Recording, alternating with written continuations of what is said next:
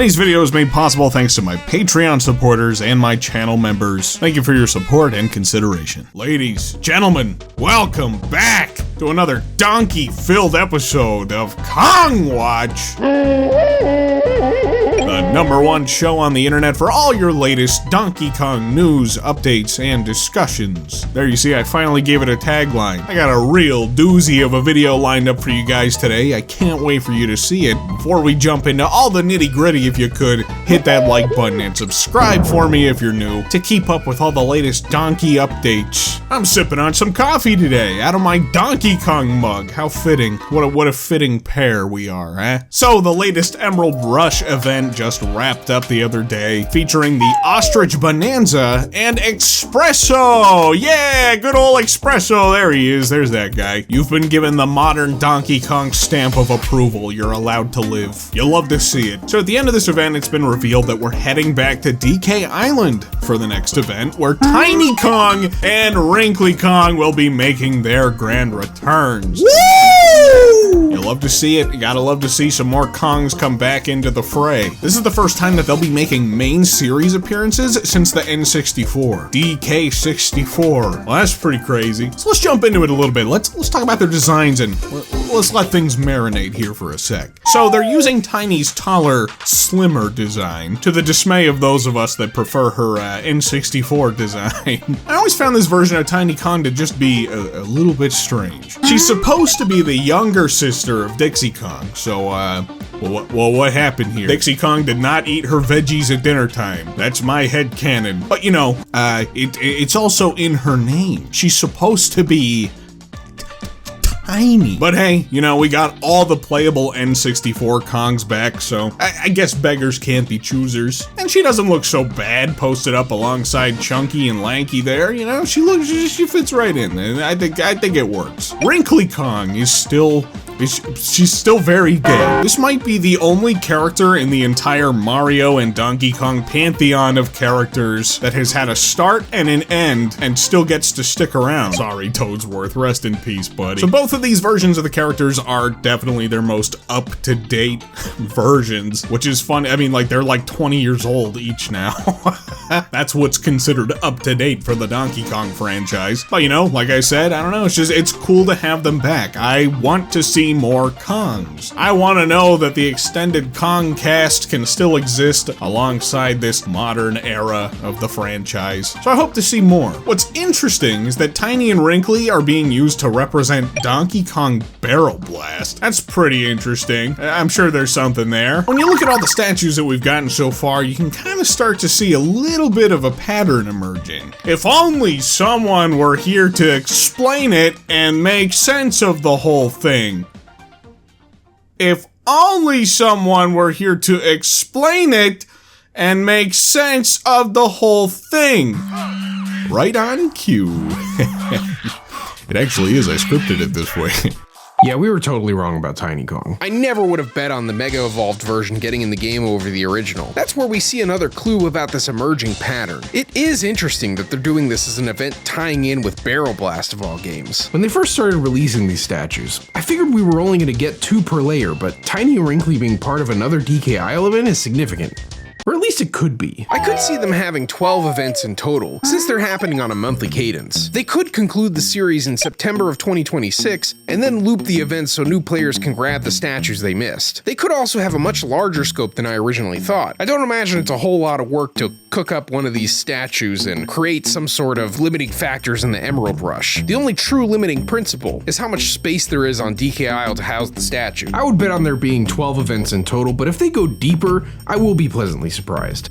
It's a lot of fun jumping into these monthly events to keep my Bonanza skills sharp. We started with Kong Bonanza and Engard. It's a fitting pair considering the transformations took over the role Animal Buddies used to fill. We then went into an event with a couple of Kongs, with both Chunky and Lanky being from DK64. After that, we got events for the Jungle Beat bosses and Snowmads. While these represent some baddies that DK has bested over the years, they more specifically represent the games they were featured in. I think it's safe to say at this point that they're choosing games out of DK's history to feature in the form of these events rather than plucking characters from a long list. So what other games will we see represented? If there's a total of 12 events, 5 of them are Animal Buddy and Bonanza events, and 4 game tie-ins that have already been revealed, we have 3 games left to feature. I think Donkey Kong Country Returns is a given, considering its re-release on the Nintendo Switch and its presence in the park. I think another event will highlight arcade Donkey Kong in some form, and I could see DKC3 as well. I would guess that we'll see Tiki Tong and Chops from Returns, DK Jr. and a 25M tribute for the arcade days, and Kitty and Funky from DKC3. While it might seem weird to spotlight DKC3 specifically, I think the first 2 games are pretty well represented already with the statues that are part of the normal Emerald Rush. For the rest of the Animal Buddies, I think there are some pretty obvious pairings, like having Ellie with the Elephant Bonanza and Radley with the Snake.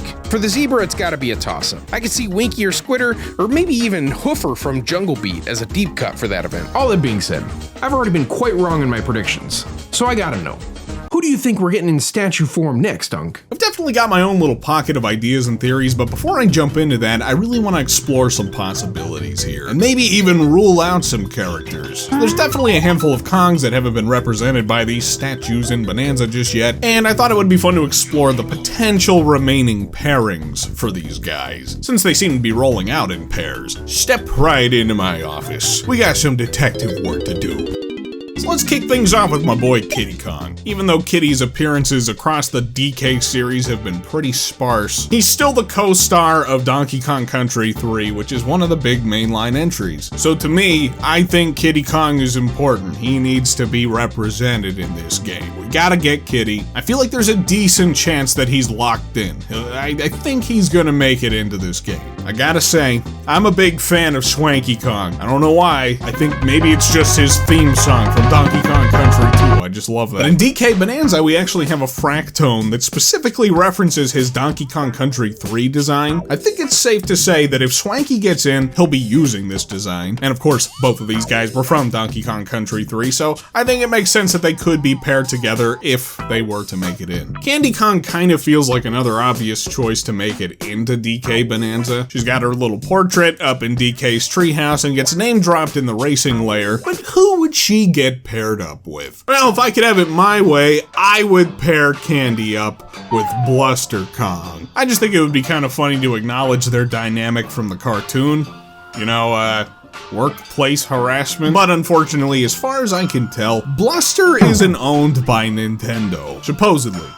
According to Google AI. You see, the thing is, that's what Google's telling me, but when I look at the sources that it's citing this information from, being like the different Mario and Donkey Kong wikis, I don't see anything regarding the ownership of Bluster Kong, so I think Google's just making shit up. I probably could dig deeper and find the answers about this, but, you know, as fun of a deep cut reference as adding Bluster Kong would be, I don't think there's much reason to believe that he's gonna make an in-game appearance anyway. Potential issues over the rights aside, Bluster hasn't ever made an appearance in any of the Donkey Kong games, so I don't think it's likely for Bonanza to be his series debut. It just feels like it's a bit too deep of a cut for them to include this guy, as much of a shame as it is. He's one of the casualties in the Donkey Kong series, and not in the way that Wrinkly is. He's down there alongside Toadsworth in Purgatory. I'm sorry, Bluster Bros. Instead, I think it probably makes sense for Funky and Candy to be paired up together. Both made their first in-game appearances in Donkey Kong Country, so pairing them up just seems right to me. It's peculiar that Funky hasn't made any appearances yet in this new era of Kong. I would say he's right up there in terms of importance with the rest of the main cast, you know, even having an entire mode dedicated to him in Tropical Freeze. We've seen redesigns and design adjustments for DK, Diddy, and Dixie, and considering how heavily Funky's design takes from DK, I gotta wonder if they're gearing up to give the old Funkster a bit of a makeover as well. But personally, I don't think it's necessary. It made DK a bit softer and a bit more rounded with his new design to reflect the goofier approach they've taken, but Funky has always been DK's cooler, edgier, and more extreme counterpart, being a reflection of 90s surfer culture and just that radical 90s attitude in general. His design is absolutely a product of the 90s, but, you know, is quintessential to what makes Funky Kong funky. Basically what I'm saying is, there's no reason to reinvent the wheel. So with Bluster out of the picture, that leaves poor little Junior out here to fend for himself. Nintendo is very selective about acknowledging his existence outside of the occasional random Easter egg or a one-off expensive Mario Kart Tour cameo. He has had, to my knowledge, 2 3D appearances, being in Mario Tennis on the 64 and via Trophy from Smash Bros. Melee. Call it a hunch. I just don't think they're gonna use these versions of the character to represent him in Bonanza. I would imagine if Junior is represented at all, it's gonna be in his crispy 8-bit glory. To go alongside him, I could see one of a few scenarios here, the most likely of which, in my opinion, is that Arcade Junior is gonna be paired up with an Arcade DK statue. Makes sense to me. It continues with the Kong combo trend and allows Nintendo to continue to avoid modernizing him and giving us concrete answers about this family lineage. They love to be pretty vague about that. I also think it would be neat to see him get paired up with either like Arcade Jumpman or Pauline Lady. But honestly, those two might make sense to get paired up for their own event.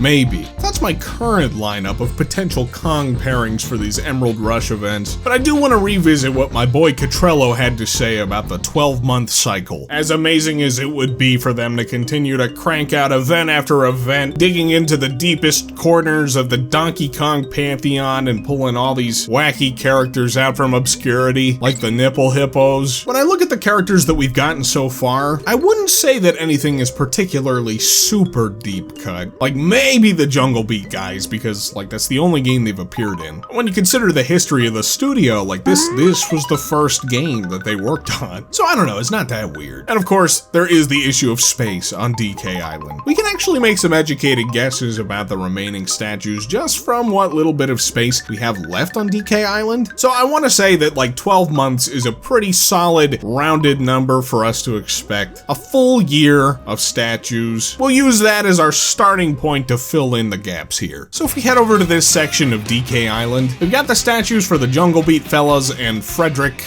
and the Penguin. They're all chilling over here together. Looks like there's enough space to the left of these guys for maybe about 2 more statues. I think it's fairly safe to assume that this is where Tiki Tong and somebody else is gonna go. I would say maybe another one of the little Tiki minions. This guy, that's my guess. And then that rounds out this little section of DK statues. The other bad guy's place. I noticed after Espresso's statue got added alongside Unguard, but there's quite a few spaces left here for probably some more animal buddies. I grabbed a couple of statues and filled in the gaps, and it looks like there's a chance that we might get up to about 3-ish, 3-ish more statues, which conveniently just happens to be the amount of Bonanza transformations that we still have yet to receive. So they'll probably be rolled out alongside the Bonanza guys. I feel like there are some obvious picks here. We had Espresso alongside Ostrich, so I feel like doing something like Ellie and the Elephant Bonanza. That makes plenty of sense. Ratley alongside the Snake Bonanza. I wonder why that could be. I don't know. The odd one out here, of course, is the Zebra Bonanza. We haven't had a zebra animal buddy, and there's still kind of a deep barrel of animal buddies here that they could scrape from. Who could it possibly be? Well, Winky would round out the animal buddies from Donkey Kong Country 1, and he even has a little sand drawing on the beach next to Naughty and Glimmer. Of all animal buddies got acknowledged in this game. That's kind of crazy. I think he had a fossil too. Personally, I think it would be really cool to get Squitter.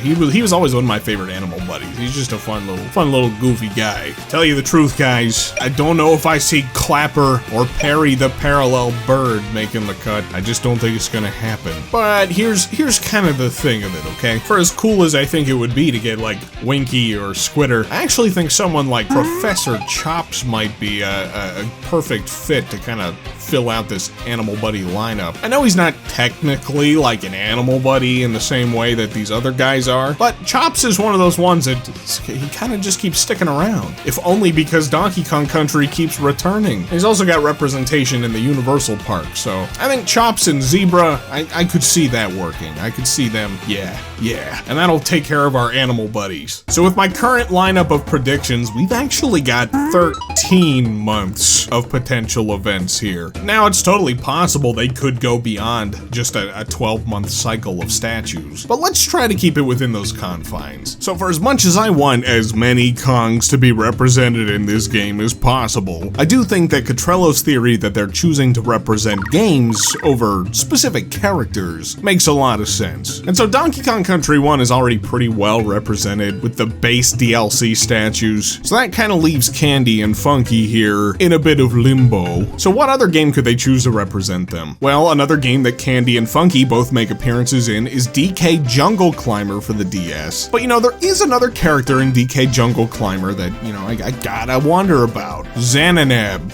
Yes, the alien banana man. He is a pretty obscure character. It might be a little bit odd to bring him into the fray, but honestly, Xananab fits in so well alongside like the Fractones. I mean, like there's even a banana Fractone that I mean, that looks an awful lot like him if you ask me. So obviously throwing another character into the mix is not whittling it down. But here's my own little personal dilemma. Listen man, I think it would be great to have Swanky Kong in here and have him fill out the Kong lineup. But man, it kind of stinks. I think I have the least amount of confidence out of all these Kongs for Swanky. So it's kind of a little bit of a toss-up. Swanky or Xananab?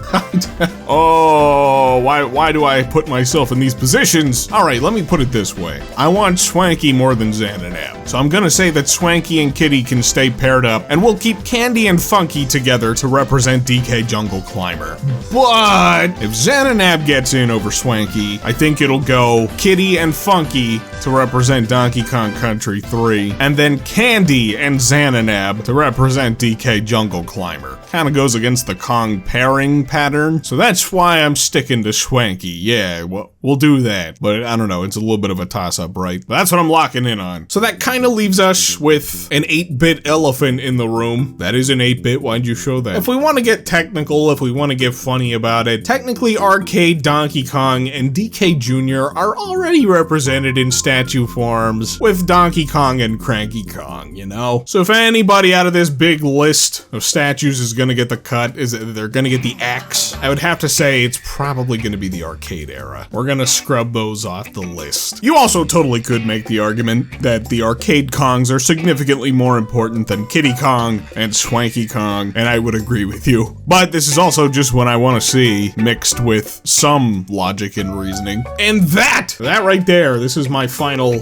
guess, my final guesstimates for our statue lineup for the remainder of the year. That about does it. Oh boy! Alright. Man, what a video, am I right? I wasn't planning to make this such a big thing, but then I started to really dig in and think about this, and I got a little carried away. Huge shout out and thanks to Cottrello from the Kong Kompendium for coming on and sharing his thoughts for the remainder of our Emerald statue lineup. Seriously, the Kong Kompendium is putting out some truly premium content over there, so I highly recommend all you Kong heads out there go check out the Kompendium if you don't watch them already. You won't be disappointed. So what do you guys think? How are you feeling about our little statue guesstimates? Do you have any theories or guesses of your own? I would love to hear them. You should leave them in the comments below so I can read them with my eyeballs. I'm considering streaming the future Emerald Rush events. I don't know why I haven't been doing that already, but